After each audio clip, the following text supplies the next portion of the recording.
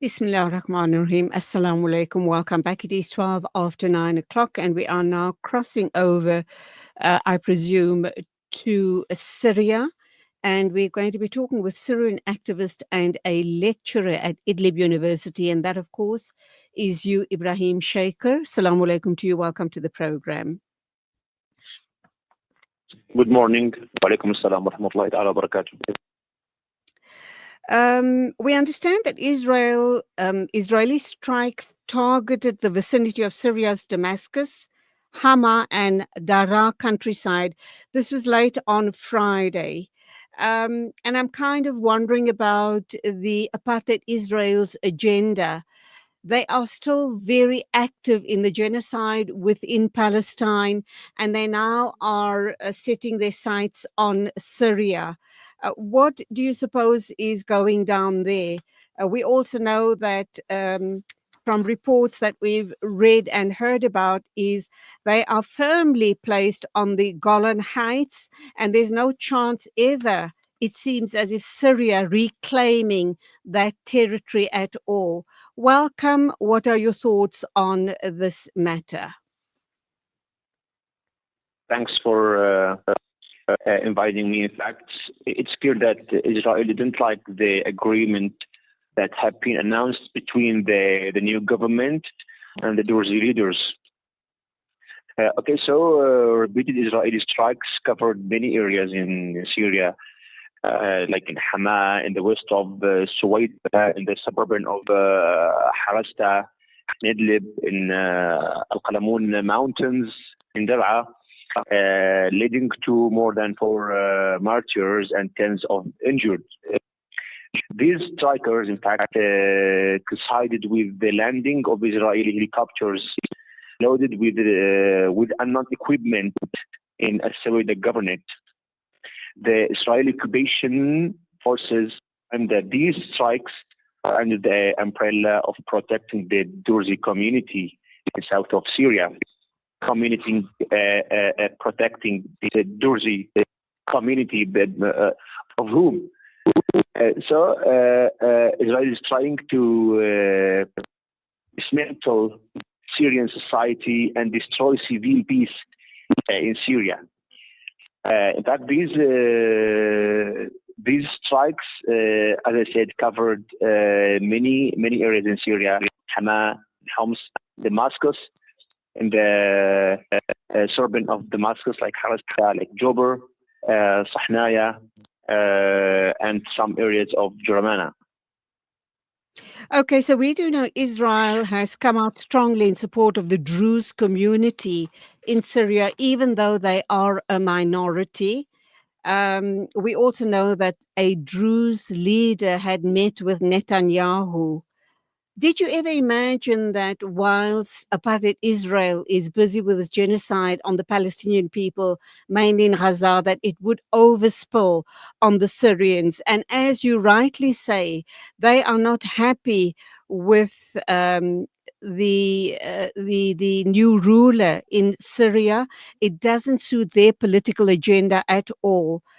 We know that Israel has bombed an area near the presidential palace in Damascus. And in its clearest warning yet to Syria's new Islamist-led authorities, they are now ramping up military action, which has included strikes.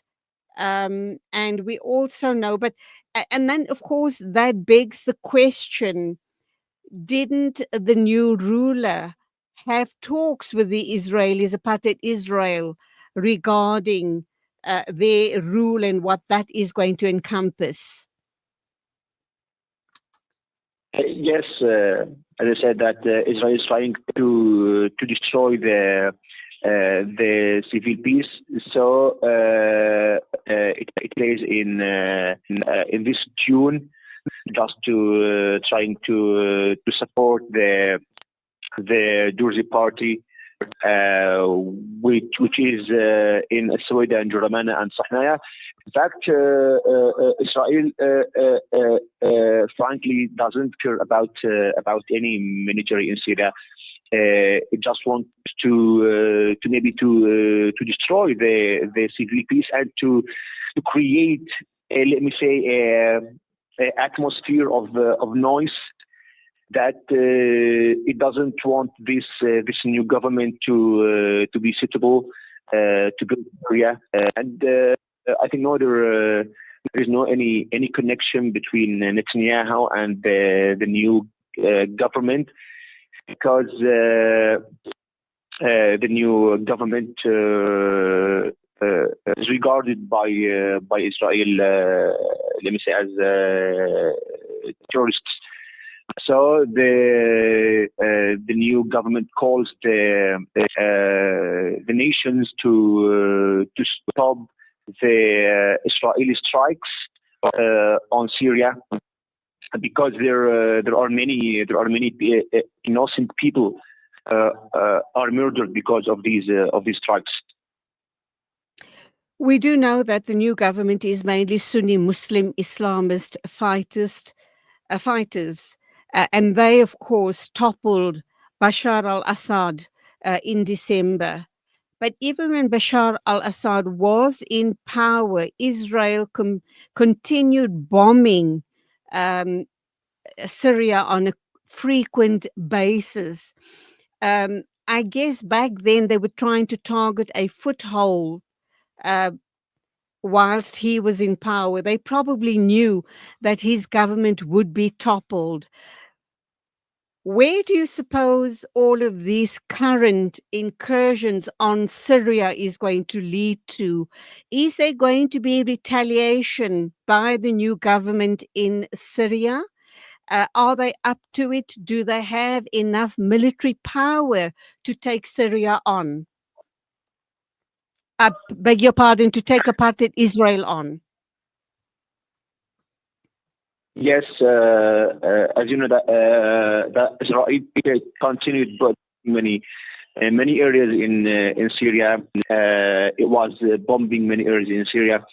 That because it was afraid that these military pieces and these guns to be in the hands of the new government. In fact, it's really challenging for the new government in the future, maybe to have connection with Israel. But the new government promised that the situation in Syria will be peace, inshallah, and the civil peace is the most important thing in Syria. Sad to say, I don't want to sound like a pessimist, but I don't think that is going to be a reality. It seems as if apartheid Israel is so incensed. They are so power hungry. They feel that they have all but annihilated Gaza in Palestine, and they have their sights on Syria, and really their eyes are set on most of the Middle East. They are being supported in a very big way by Western imperialist interests. And I'm kind of wondering, from all of this, are we not going to be seeing a second Arab uprising?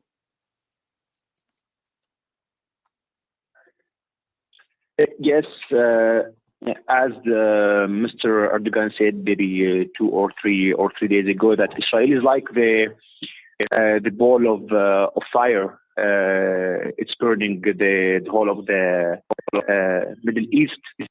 So the risk that Israel is afraid from for its civilians. Israeli strikes are killing innocent people in Syria. So if this is dangerous for Israel, then it is dangerous for the new government and the Syrian nation.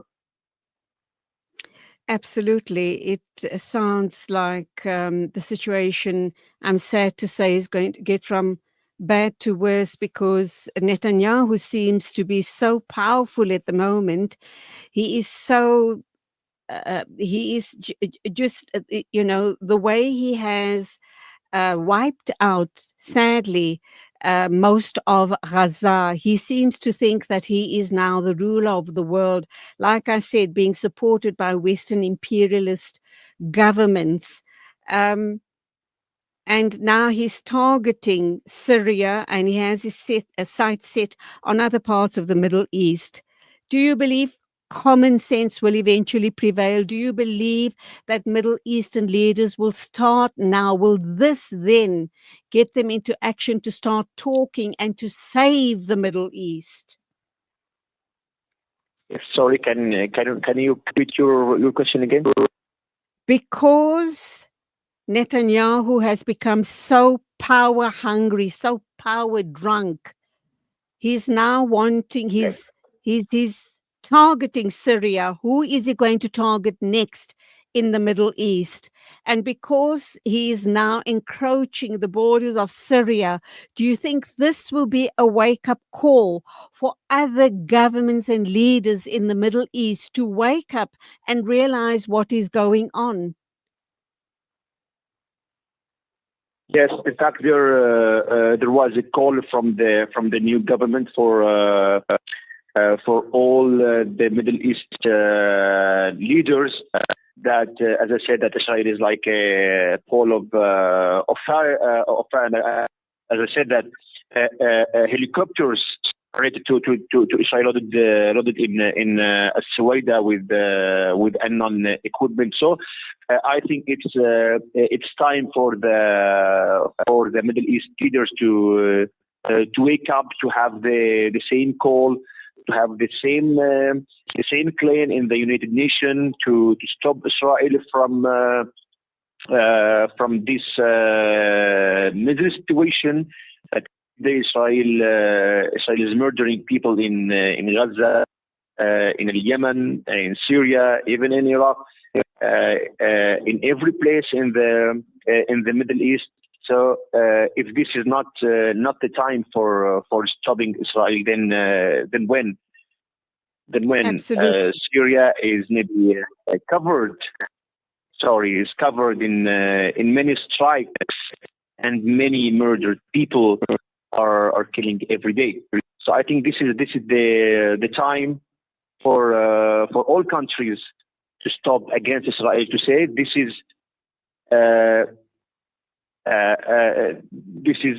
now we can stop Israel by calling the United Nations. Okay, I think we've lost the line there, the connection with Ibrahim Shaker. He's a Syrian activist and a lecturer at Idlib University, talking about the recent strikes by Apartheid Israel into Syria. And of course, the question I put to him is, is this going to be the wake-up call for Middle Eastern leaders?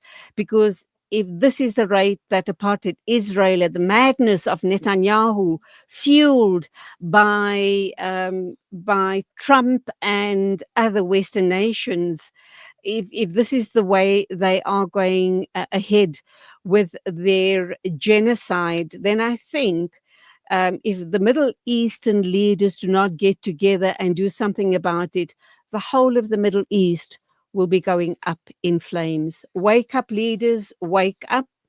And wake up before it is, I think it's too late already, but common sense needs to prevail. I do believe we've got Ibrahim Shaker back online. Are you there? Did you hear my comments, and would you like to respond? Ibrahim? Yes, Okay. yes, miss.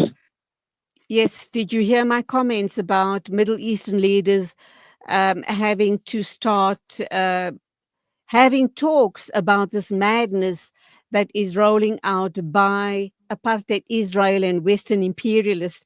Otherwise, it looks like the whole of the Middle East is going to be wiped out by this madman called Netanyahu. Yes, in fact, you're right. This man is hungry for power. He's like a mad teenager, not a madman. This teenager who has the power, that who doesn't know what will do. So he destroys everything around him. So he's like a mad teenager. He's like a ball of fire. Okay.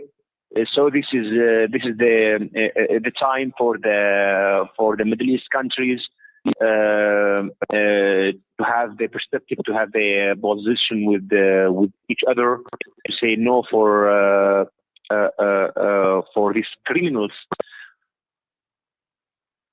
Okay, that line's really very bad. We're going to have to leave it there. Thank you for listening.